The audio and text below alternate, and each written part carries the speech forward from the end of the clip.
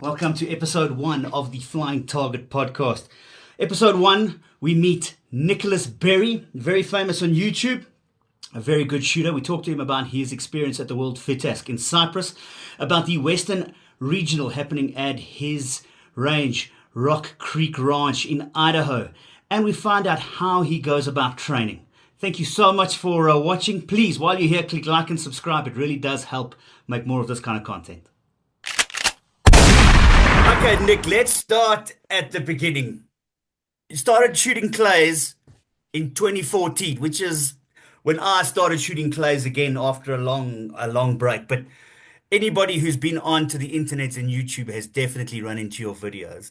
So, like most clay target shooters, especially sporting clay shooters, I take it the addiction is big. Yes, it is. Okay, so give me a quick rundown. Born in France, lived in the East, had an architecture company. How did that beginning story get you into Idaho and owning Rock Creek Ranch, which you are busy turning into one of the premier sporting clays facilities in the United States? I was born and raised in France, near Paris. Uh, but we've had in our family, had a farming ranch um for the last few generations. And so I was always, spending my weekends or part of the week back on the ranch, hunting and, fishing and going all over the place and being in the nature pretty much. So I've hunted from a very, very young age.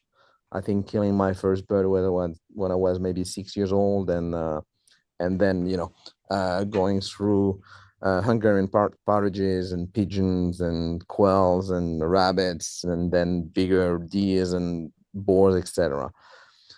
So I was really, really into hunting. Uh, but I started slowing down a little bit because I played as a South African. You're gonna smile, but I played rugby for 20 plus years. Played What fly position? half, Fly half. fly half. Okay. Obviously, not in the scrum or anything, but yeah. So I've played fly half for 20 plus years. Got injured a lot. Broke my jawbone, nose, shoulder, both ACLs, both knees. So obviously, with my size, I got beat up pretty bad. And so at one point you get at an age where rugby is not meant for you anymore. And so I had to find a different hobby, and I'll get back to that. So I was hunting a lot of driven boars, but being inside with my dogs and pushing the boars. So that's what I was doing, which it was kind of rugby, when they start fighting and you come and you need to end the boar's life with a knife and with the dogs fighting, etc. That was really, what I was basically playing rugby with the boars and hunting. So that's really what I like doing. But then, as soon as the hunting season came to an end, uh, one day my wife say, "Hey, you stop rugby. Hunting season is over. Either you do something or I'm gonna kill you because you're turning around in the house, not doing anything, and you're a handful." I'm like, "Yeah, but I'm not sure. My body is kind of falling apart." And she says, "Since when you hunt birds, you never miss a bird. Why don't you try clay shooting?" Well, I think to this day now she regrets saying that, because I started that, and when you're pretty good bird hunter, you're like, there's a little bit of cockiness into you. So I went into that sporting clay facility. And I'm like, I'm better than those guys because I'm a very good hunter. And so I went, and I remember it was a very small non-for-profit club next to Paris. It's called Bertini, and they had two small parkours. So I started the first one, and I knew after that it was the easy one. And so shot all 25 targets, and I shot 4 out of 25. And I'm like, oh wow, that's so out of out of trying to consolidate my ego, I'm like, let's shoot it again. That's gonna be different. Well, on the second time, I knew the target, so it was easier. So I shot 5 out of 25, What year was and this, Nick? so This was what year I'm now? like, When are all we right, talking? 2013? that was April 2014. Two. So I was like, and I've always been, rugby trained me in this mindset. I've always been like, I'm gonna reach to the challenge. And so I was like, okay, you suck pretty much. Now let's see what you can do within 5 years and within 10 years, putting all the means in place. And all the means, I mean, obviously financial, time, mental, technical, everything. Let's see who I can be in 5 and 10 years. And, to see if, I can rise to the challenge. And so I started really working to my game. First year, I think shot 25,000 rounds, and now I'm averaging 45 to 50,000 rounds a year. So that was And in France now. So I so take it you within were five, shooting with guys like Charles Bardou, Christophe Auvray. These are the guys you were shooting with in France. Am I right? yeah, yeah. So I was shooting with them. I got, I think, a couple of lessons from Charles Bardou. Uh, got, I got a lesson from Mathieu Delmas. Shot a lot with Christophe. So yeah, I was surrounded by these guys, and they were, beating me, took me under their wings, and I shot with them abroad and starting, traveling and stuff. And so within 3 or 4 years, I was in we have in France something called top Club France, which is the top 15 at that time. So I got into the top 15 within 3 years. And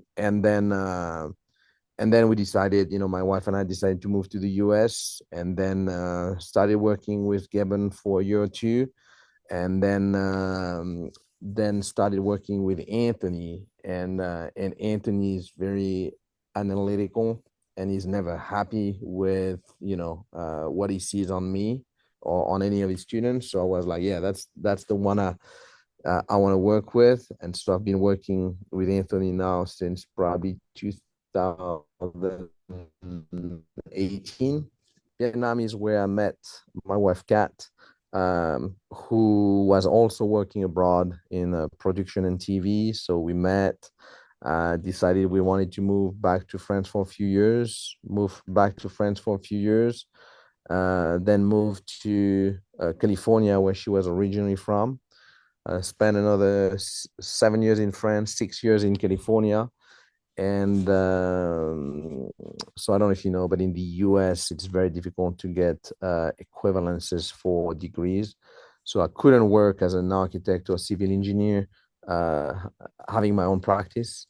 So if I wanted to stay in the same field, I would have to go back to school for another 3 to 5 years, which, I was my late 30s. I'm like, that's not definitely not what I want to do. So got offered a job by Laporte Traps and Clays, to be the North American director of operations, which I did for 4 years. National stage with, we had a incredible pro team, and everybody was under the spotlight, and the company was under the spotlight.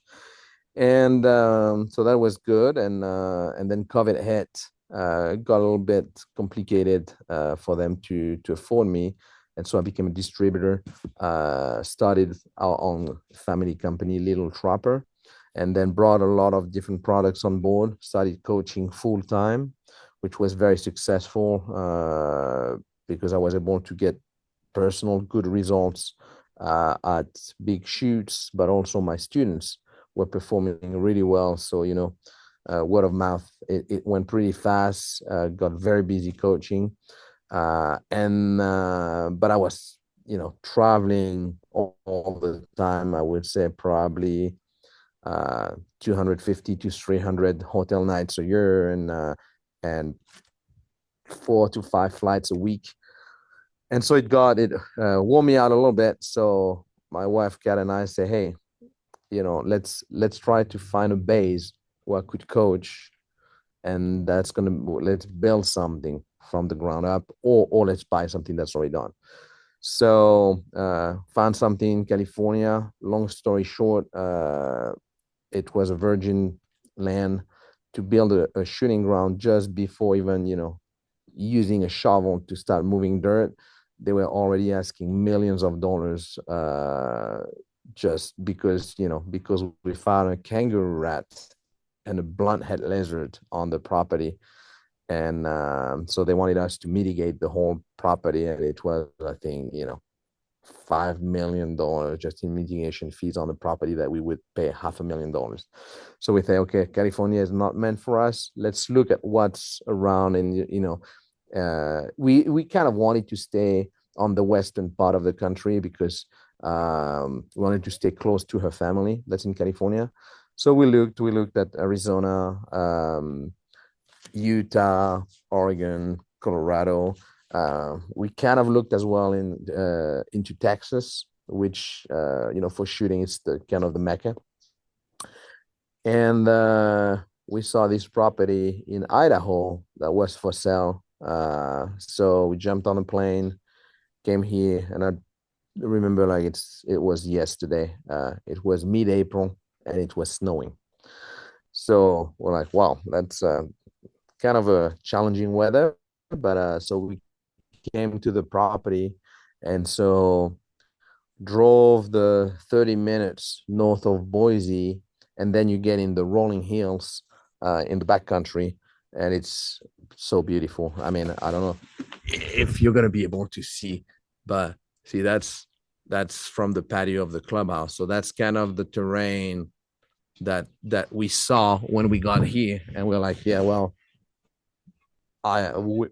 that's it. So we found a way to be able to finance the purchase of the place, and what was good, it was already a sporting clay facility. 3 older gentlemen that got retired just bought it and built it, and so made it 2023 my biggest achievement. Finished third in the world and highest American at the World FITASC in Hungary, which targets were, I mean, incredibly hard. Well, and so, yeah. I wanted to ask you about that because preparing for this interview, I went and watched that video again. So it was quite I mean, you were shooting off for third place against Phil Gray, Christophe Ovray. I mean, it was proper. And you shot a 21 out of 25 big birds. Yeah, huge. So, yeah, and, my mindset there, I'm getting into that. There's Phil Gray, who's always been, in the last few years, a top guy in the country. And then we have Christophe Ovray, who's 2-time World FITASC champion, multiple-time World Compact champion. And so I'm like, you know what? I have nothing to lose. And I've always been adrenaline driven. And so I always shoot better under a lot of pressure. And so we went and we were all neck to neck on the first 2 pegs. And then we come to the last peg, and I believe I'm the first one starting, and I shoot and I miss a target. Phil Gray hits it, and I believe Christophe missed it. So Phil is ahead of us. I think Christophe and I are tied, or he's ahead. And then they shoot their pairs, can't hit the pair. And I'm like, there you go. You're shooting your whole career on those 2 pairs. And I went dead pair, then pair on monster pairs. And that's where they went 18, both of them tied, and I went 21. So and one of the first people to congratulate you was your coach, Anthony Materazzi. I mean, that was fantastic. Yeah. No, he came, and I think he was just as happy for me as if he was himself on the spot. No, and that's where you see, some of the people, didn't even show up for the shoot off, and you feel, that I think there might be a little bit of of competitiveness, between us, but usually there's a good mindset.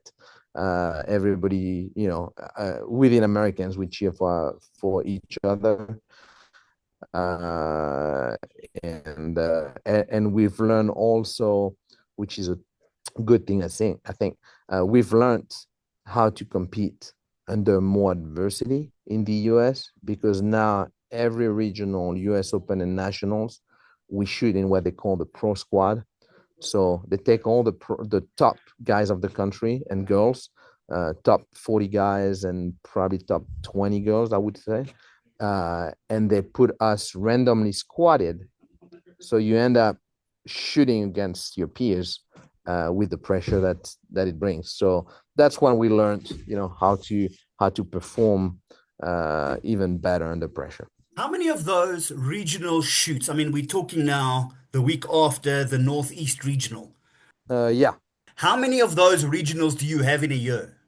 So the way it works is the regionals, US Open, and nationals are combined to be our Team USA qualifiers. So we have 5 regionals for the 5 region: Western, Northeast, North Central, Southeast, South Central. We have the US Open that's at a different club every year. And we have the National Championship that is at the National Shooting Complex in San Antonio, Texas, home to the National Sporting Clay Association every year in October. Okay. And So your club is now about to host. Western Regionals. So That's you. the week after next, we're hosting the Western Regionals, which is the third regional of the year for us. We shot last week the North Central Regionals at Pete's, and we shot the North Central Regional at Pete, and we just shot the Northeast Regionals in Ohio. So we'll be the third one of the year. Then next month, we have the South Central Regionals in Louisiana, and then the Southeast Regionals in South Carolina. You've now, for the last 11 years, been putting all of your resources into getting to the top end of the sport. We've just come back from the 2025 World FITASC in Cyprus. It was good to catch up, good to chat to you. How did you find the shoot? How was it for you? I think it was good. The weather was very challenging. I mean, I think you guys talk Celsius in South Africa, but close to 40 degrees Celsius. And probably about, I don't know, you remember as much as I do, but probably about 95% humidity. Well, that's a challenge. I felt probably at least a couple of parcours where the focus was not what I wanted, just because I had a really hard time focusing. So the best shooters still won a podium. There's no doubt about it. Mathieu Delmas is a very good friend of mine. Mathieu Delmas' score is incredible, 191 in those conditions. It's crazy, crazy good. I felt there was a lot of trap shot, quartering away trap shot, and chandelles. I heard they had to change the ranges. I've heard a few varying stories, but yes, a lot of the guys were saying there was a lot of duplication. Yeah. So I felt, and I believe Jamie Peckham set also last year's World FITASC in Wisconsin. I felt there was more variety in his targets last year in Wisconsin than there was in Cyprus. And I felt Jerry Tamas did an incredible job in Hungary. Yeah. Of course, it was on the tougher end of the spectrum, but I think the targets were incredible. So, still good targets, still fair. The best still won. Was it my favorite World FITASC? Probably not. No. Did I have a fun time? Yeah, of course. It's still my favorite shoot of the year. So no, I mean, looking forward to Portugal next year. Everyone thinks that there is a secret, and everyone thinks that the pros are doing something different than what they're teaching. So, when you finally get a chance to go to the training field, what is Nick Berry doing when you've got a morning to go and shoot 200 clays? What are you training? The advantage we have is by coaching the number of hours we coach, we see a lot of targets. We read a lot of target presentations. We plan shots with our students all day long. So for me, an average day is between 1,500 and 2,500 targets in the air that I need to look at. Not for me shooting, but just, coaching.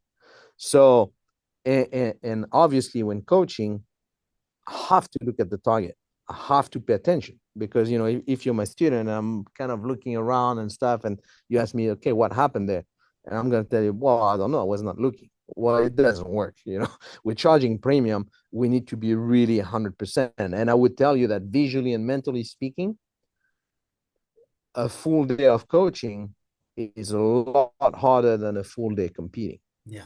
And I think there's a little bit of that as well, is we're so ran down mentally and visually after each day coaching that when we compete, it's a lot easier to keep our focus up, focus on target, etc., and consistency, visual consistency and mental consistency, because it's easier than coaching. So there's that. Then, on the training side of it, I like to do two different type of trainings pretty much. I like to get on tougher stations and really get there and really work until my move feels perfect, until I address the target the right way and I get smoke. I'm gonna start shooting it and I'm not happy with the move. It breaks, but I'm not happy. Then I really work on matching the speed better, maybe finding a smaller detail on the leading edge of the target, and it already feels better and better and better So, will you work until on really. one specific target? Will you take one machine and like work on that? Yes. For that type of training, I would. And then I would probably put in a pair and just work on the pair. So that would be one type of training. What I like to do as well, just to also work on the mental game and on being able to handle the pressure of score. I'm going to come, at Rock Creek, we've got 4 different courses. So I'm going to take one of the courses and I'm going to go, if I go on one of the first one, I'm going to go, okay, let's run this course. So I go and I run the course. And then that's going to be more, corporate type targets, right? And then I go on one of the more challenging courses, and I'm like, okay, let's put a big performance in. So my goal, because it's hard to put a score, right? It's hard to put a number when it's not like very easy target. So my mindset is, and that's what my mindset into practicing, but also into competing, is my goal is to shoot to my best ability on this given day. That's my goal, to shoot to my best ability on this given day. And you just working on process. Exactly. And I may be able to shoot 98 on a tough course. Well, a Matthew Delmas or Anthony Matteries or whoever can come, and I shot my ass off with a 98 and shoots 99. Well, there's nothing I can do about that. That's not something I can control. Performing to my best ability and running the process to my best on that given day, that's something I can control. So that's really the goal. And so I'm going to practice, usually maybe shooting with either my son, Ethan, who's 12 years old and, competing with me everywhere as well. Or maybe, also with my manager, Dylan, who ran the club here when we were all over the place, but he's a pretty good shot as well. So maybe, we're just going to compete. It's more, to be able to alternate, be first up, second up, etc. Just in terms of target presentation, etc. Came back 2 weeks ago, I believe 2 weeks ago from Cyprus. I'm not sure if you know, but in South Africa, I think you guys have the same target as they have in Europe. In the US, we have different targets. So Yeah, they're slightly different weight and the shape, I've heard. So the weight is about the same, but they're, instead of 110 millimeters diameter, they're 108. So that's not much different, but they're a little bit higher. So Yeah. what happened is American targets, they come out of the trap at the same speed, but they slow down faster. Versus the international target, as we call them, the European targets, is they come out and they don't slow down for us. So what happened is when you switch from our regular US targets to American targets to international targets, well, we end up being behind. So we really need to pay attention to matching the speed better, and usually, kind of a little push at the end.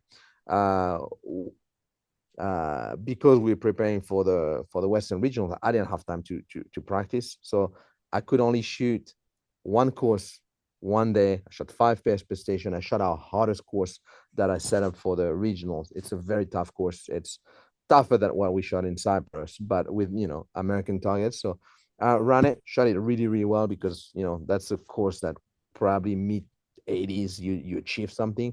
I think I shot 91% average out of 14 station, where I shot 5 pairs per station, so 140 targets, shot 91% average.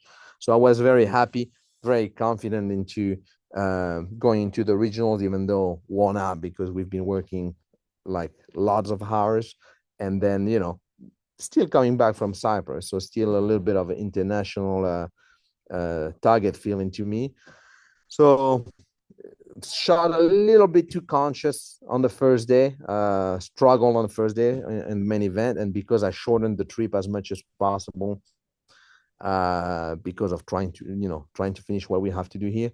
Then didn't shoot well the first day, then got back on track and finished tied for runner-up in FITASC, so which count for our FITASC team.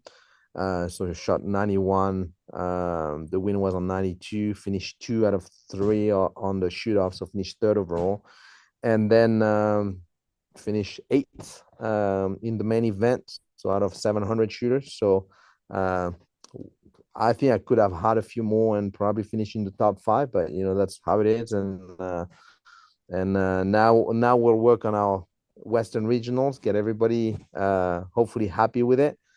In South Africa, we come from a very small shooting pool. So, when we have a big shoot, it'll only be the 200 birds. We will shoot 100 on a Saturday and 100 on a Sunday for a variety of reasons, mainly financial, because there are very few clubs that can host multiple events. Yeah, explain to me the Western Regional that you are hosting at your club at Rock Creek. How many events will there be available over the 4 days? So so Rock Creek Ranch is 308 acres. That's about a little less than 130 hectares. So it's very hilly, as I showed you earlier through video, but we will still have we'll have sub-gauge event. So people are going to be able to shoot 50 birds 410, and on the same course, 50 birds 28 gauge, 50 birds 20 gauge, 50 bird pump gun, 50 bird side by side. Will that all happen on the same 50 targets? Yeah, we'll just change the menus. So each station, there's going to be 8 stations with 3 traps, and then we'll change the menus depending on what you shoot. Okay. Then this course is going to be swapped on Thursday evening for side events. Side event is going to be 12 gauge true pair, 12 gauge Mission Impossible, so a little bit tougher, and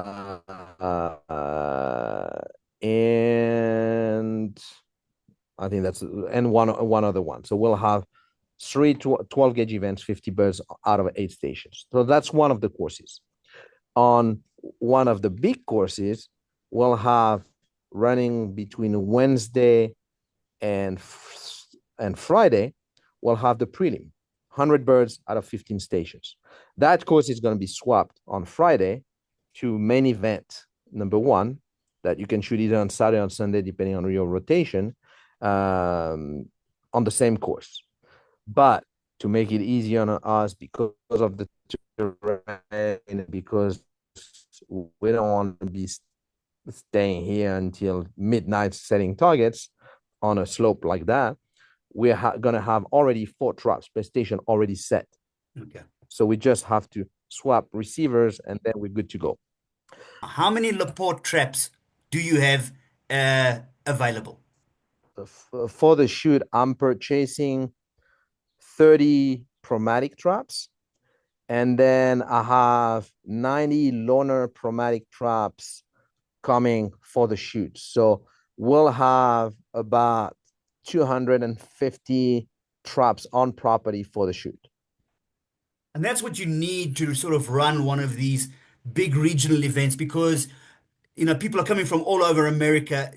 Because of the size of America, you want to give them bang for their buck. They want to come and burn powder and see clays break. Yeah, on average, people are going to shoot, I would say, probably 600 targets through the week, with some people pushing into 1,000 if they shoot all sub-gauge side events, etc. So yeah, and we'll have 3 courses working for competition. One of our courses is going to be set just for practice.